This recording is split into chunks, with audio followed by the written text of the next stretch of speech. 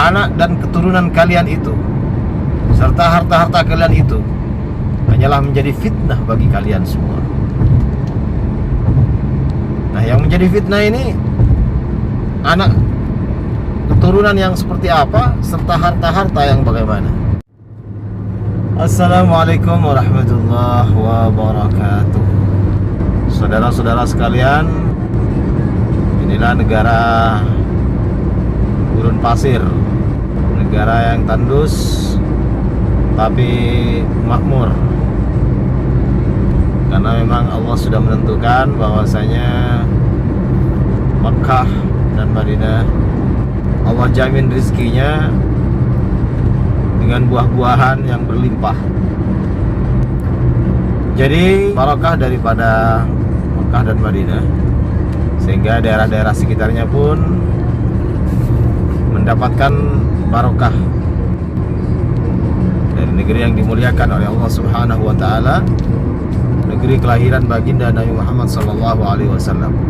Secara akal manusiawi, saudara-saudara, di daerah yang kondisinya seperti ini, kalau diukur dengan akal manusia, tidak mungkin negara ini makmur. Karena jangankan tumbuh-tumbuhan, sumber mata air pun tidak ada. Tapi dengan rahmat dan kuasa Allah, negara ini Allah jamin segala sesuatunya.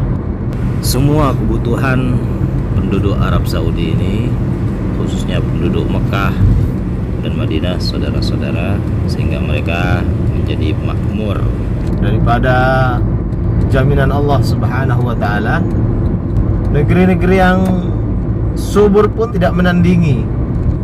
Bagaimana di negeri yang gersang ini banyak sekali buah-buahan, bahkan sayuran-sayuran pun setiap hari selalu kita dapatkan sayuran yang masih segar, masih hijau, dan masih sangat layak dikonsumsi.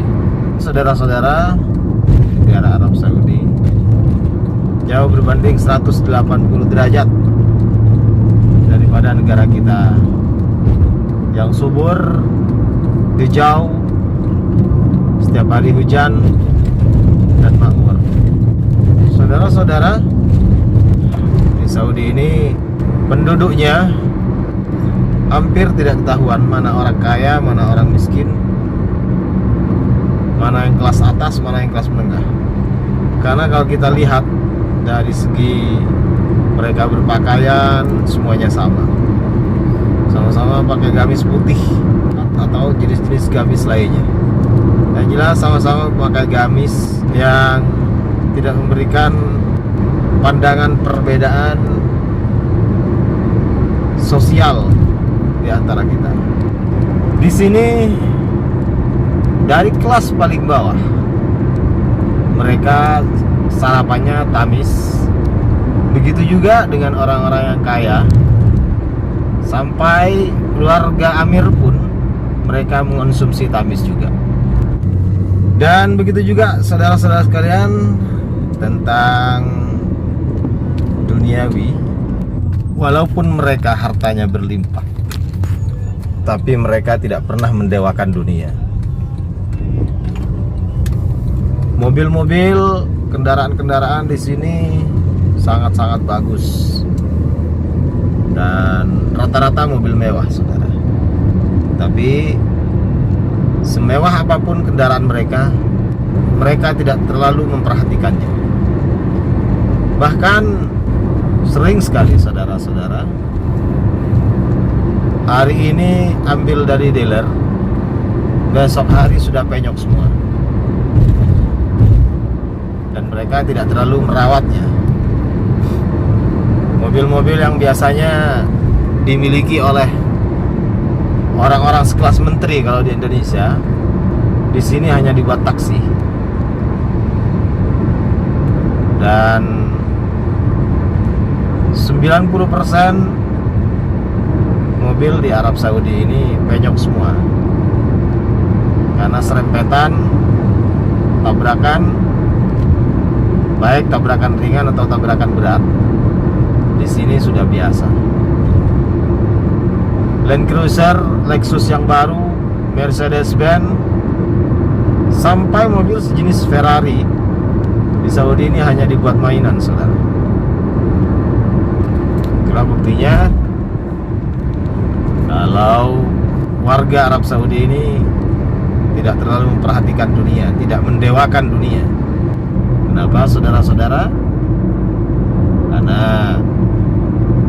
hal itu disebabkan oleh adanya Ka'bah yang Allah memang tempatkan khusus di Saudi ini, khususnya di Makkahul Mukarramah. Jadi dunia tidak terlihat oleh karena kemuliaan Ka'bah dan Masjidil Haram. Dan tingkat ketawakalan mereka ini luar biasa, sangat tinggi, saudara-saudara. Kita lihat pada saat bulan Ramadan. Di saat bulan Ramadan itu di Saudi ini orang-orang berebut untuk melakukan sedekah. Bahkan tidak sedikit daripada orang-orang Arab ini ketika datang bulan Ramadan, bulan yang penuh berkah, mereka menjual barang-barang yang mereka miliki hanya untuk dibagi-bagikan pada orang-orang yang sedang melaksanakan ibadah puasa di saat bulan Ramadan. Dan saudara, tidak hanya di bulan Ramadan saja, di setiap hari Kamis dan Senin orang-orang memberikan buka puasa di setiap masjid itu sudah terbiasa. Karena mereka meyakini, saudara-saudara, bahwasanya sedekah ini adalah anjuran sunnah dari baginda Nabi Muhammad SAW. Mudah-mudahan bisa kita jadikan pelajaran dan kita bisa ambil hikmahnya, agar supaya kita juga terbiasa dengan tidak mendewakan dunia, tidak mengistimewakan harta, tapi mengedepankan ibadah pada Allah Subhanahu wa taala, serta membiasakan diri untuk bersedekah, berbagi dengan saudara-saudara kita di sekitar kita. Karena status kita ini tidak mungkin disamaratakan oleh Allah. Harta yang kita miliki hanyalah titipan dari Allah Subhanahu wa taala. Rizki yang Allah berikan melimpah dan berbuah. Jangan sampai menjadi musibah pada diri kita masing-masing. Karena sesungguhnya, saudara, seperti Allah firmankan di dalam Al-Quran, bahwasanya innama amwalukum wa auladukum fitnatun. Sesungguhnya anak dan keturunan kalian itu serta harta-harta kalian itu hanyalah menjadi fitnah bagi kalian semua. Nah, yang menjadi fitnah ini anak keturunan yang seperti apa, serta harta-harta yang bagaimana. Tentunya saudara-saudara sekalian, anak keturunan yang tidak diajak bertakwa kepada Allah Subhanahu wa taala, serta harta-harta yang tidak dibawa ke jalan Allah Subhanahu wa taala.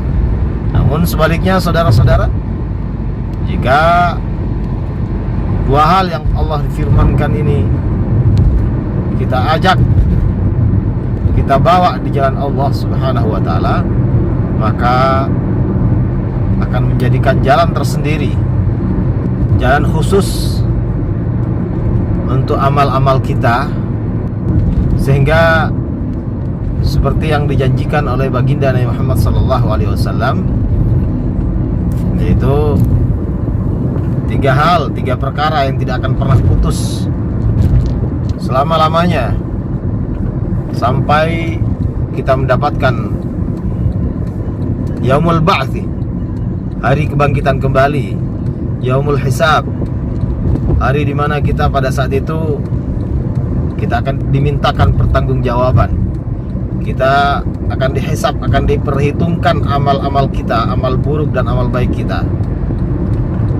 Hanya 3 hal yang tidak akan Allah putuskan amal baik tersebut, yaitu sedekatun jariyah, sedekah yang selalu terus mengalir pahalanya, dan ilmun yuntafa'u bihi, ilmu yang bermanfaat dibagi-bagi kepada semua saudara-saudara kita.